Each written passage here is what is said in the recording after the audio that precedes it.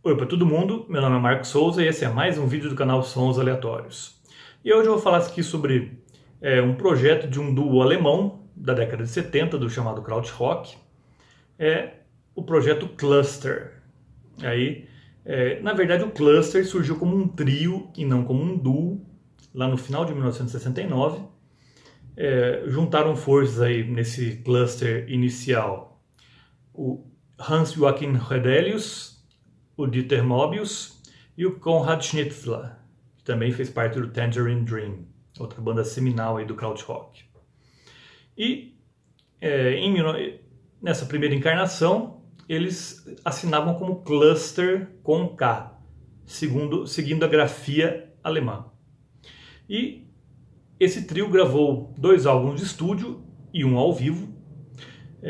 O primeiro de estúdio é o Klopfzeichen, o segundo é o Zwei Osterei.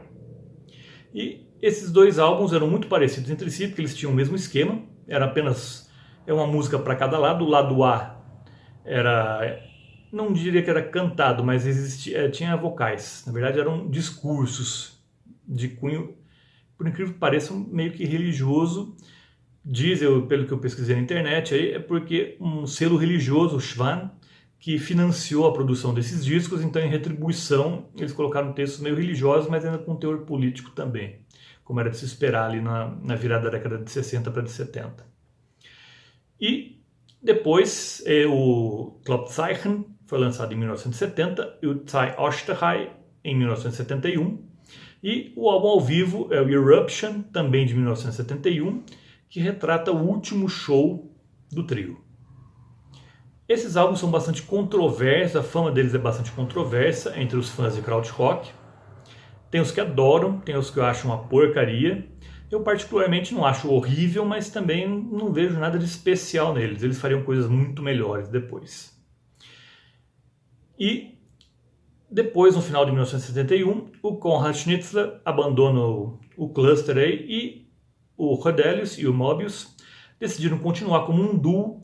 E para marcar a diferença entre o Cluster original, eles passaram a assinar o grupo como Cluster com a grafia inglesa, com o C no lugar do K.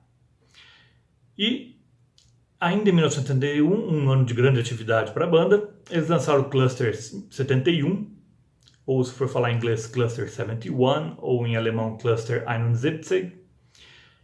E aqui eles melhoraram, eu acredito, na minha opinião, eles melhoraram consideravelmente em relação aos álbuns do Cluster com K, mas o melhor ainda estava por vir, com certeza. E veio no ano seguinte, 1972. Aí eles assinaram com o selo Brain, um selo famoso entre os fãs de Krautrock, um selo que tinha vários artistas relevantes do Krautrock contratados. E eles lançaram o Cluster 2, ou Cluster 2 em inglês, ou Cluster 2 em alemão, que eu considero uma verdadeira obra-prima. Esse álbum aqui. Essa é a minha edição em Digipack, essa edição que eu tenho aqui. E esse álbum aqui é o primeiro deles, no qual as canções possuem títulos. Nos 2 álbuns de estúdio do Cluster com K, mesmo no álbum ao vivo, no Eruption, e também no Cluster 71, as canções não tinham títulos. Aqui foi a primeira vez que as canções do Cluster apareceram intituladas. E são 6 canções, algumas são bem extensas. Temos aqui, por exemplo, Live in Their Fabric, de mais de 14 minutos, In Sieden, com mais de 12.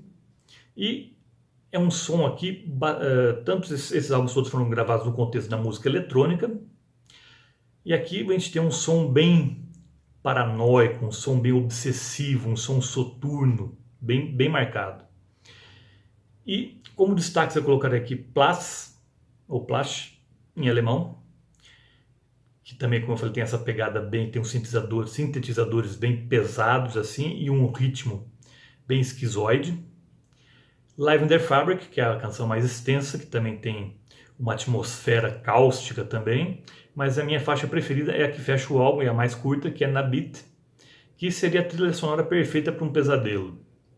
A gente tem aqui vocalizações, não vocais, mas vocalizações bem macabras, no caso, um ritmo bem obsessivo também. Eu considero o resultado final desse álbum, em especial dessa faixa, simplesmente genial. E o Cluster mostrou uma diversidade fora do comum também, uma genialidade, uma inventividade fora do comum também, quando 2 anos depois, em 1974, eles lançam um álbum que, ainda que esteja inserido também no contexto da música eletrônica, é completamente diferente do seu antecessor, que é o Silk Side, de 1974, aqui os dois aqui, tem uma foto deles maiores aqui, também uma edição em digipack que eu tenho aqui. E o que mudou aqui? Você não tem, foi embora aquele tom soturno, aquele tom opressivo, macabro, soturno, e aqui você tem músicas que, apesar de serem 100% eletrônicas, eram muito mais leves, muito mais bucólicas, muito mais agradáveis de se ouvir, ainda que não sejam dançantes. Aliás, eu recomendo a audição desses dois álbuns para qualquer um que ache que música eletrônica tem que ser dançante, não tem como música eletrônica não ser dançante. Esses dois álbuns desmentem completamente essa teoria. Então aqui um álbum até com uma atmosfera meio rural, não seria bem rural, mas lembra um pouco, principalmente na faixa Rosa, que é a 4ª faixa do disco, que foi usada em trilhas de telejornais exaustivamente. E aqui os títulos das canções são bem curiosos. A gente tem Hollywood, a gente tem Caramel, a gente tem Rosa, a gente tem Caramba, a gente tem Marzipan. Então são títulos curtos e bem-humorados no caso. Então esse é um álbum bem mais leve, bem mais, para você ouvir, bem mais relaxado, assim. Me lembra um pouco, a comparação é descabida, mas me lembra um pouco o Future Days do Can. É como se o Cluster 2 fosse o Tago Mago, bem obsessivo, e o Silk Side fosse o Future Days bem mais relaxado, bem mais pacífico no caso. E o Cluster continuaria sua carreira com outros álbuns, e também ele ficou notável aí pela parceria que o duo fez com alguns músicos renomados, por exemplo, o Michael Rother, do Neu!, guitarrista do Neu!, e eles fizeram um projeto aí onde os três atuaram e que foi chamado de Harmonia, que lançou 2 discos, o Musik von Harmonia, de 1974, é contemporâneo do Silk Side, e o Deluxe, de 1975, de um ano depois. E também ficou famosa as colaborações entre o Cluster e o Brian Eno. E o primeiro álbum de colaboração deles, junto, o Cluster and Eno, lançado em 1977, é outra pérola do krautrock, também da música eletrônica, também audição obrigatória para quem gosta desse estilo. Então, infelizmente a gente já tem aqui o Mobius já faleceu, o Redelius já está com mais de 80 anos, mas ainda é vivo, aí ainda faz música. Então, uma pessoa bem perseverante aí no caso. E eu recomendo esses 2 álbuns para todo mundo que gosta de krautrock, inventivo, inteligente, instigante, no caso. Lembro a vocês que toda terça-feira tem vídeo novo aqui no canal. Então por hoje eu fico por aqui. Vejo vocês na próxima terça-feira. Até lá!